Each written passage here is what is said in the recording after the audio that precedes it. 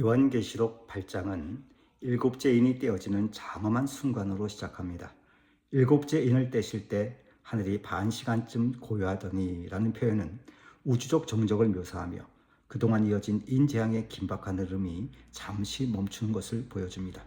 이 침묵은 단순한 휴식이 아니라 하나님의 마지막 심판이 시작되기 직전의 경건한 정적입니다. 마치 심판의 날을 앞두고 온 피조계가 숨을 고르듯이 하늘이 조용해지는 순간입니다. 이어서 하나님의 보좌 앞에 서 있는 일곱 천사가 각각 나팔을 받습니다.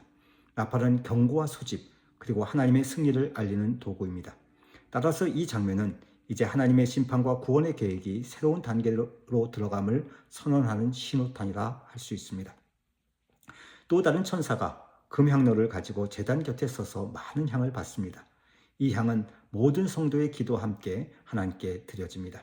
하늘에서 피어나는 향연은 성도의 기도가 하나님께 상달되어 응답되고 있음을 보여주는 상징적 장면입니다. 이 기도는 단순한 간구를 넘어 하나님의 공의가 땅에 이루어지기를 바라는 간절한 부르짖음입니다. 천사는 향로에 제단에 불을 담아 땅에 쏟는데 그 즉시 우레와 음성과 번개와 지진이 일어납니다. 이는 하나님의 응답이 단순한 위로가 아니라 실제적인 심판의 행위로 나타난 것을 의미합니다. 하늘의 침묵이 끝나고 하나님의 정의가 역사 속에서 실현되는 순간입니다.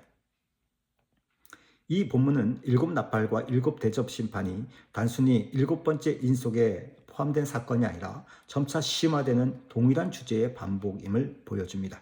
인, 나팔, 대접 심판은 본질적으로 같은 메시지를 담고 있지만 각 단계에서 더욱 강화된 방식으로 나타나서 하나님의 최종 심판을 향해 나아가고 있습니다. 인 심판에서는 4분의 1이, 나팔 심판에서는 3분의 1이, 그리고 대접 심판에서는 전 세계가 심판의 대상이 됩니다. 이는 하나님께서 회개의 기회를 점차 줄여가시며 마침내 최후의 심판을 해가신다는 점을 드러냅니다.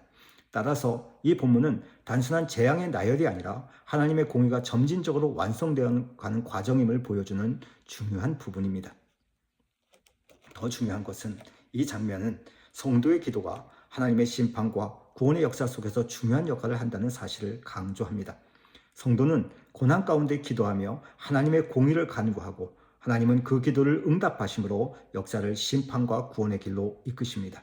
따라서 기도는 단순히 개인의 필요를 구하는 행위가 아니라 하나님의 뜻이 이 땅에 이루어지는 통로입니다.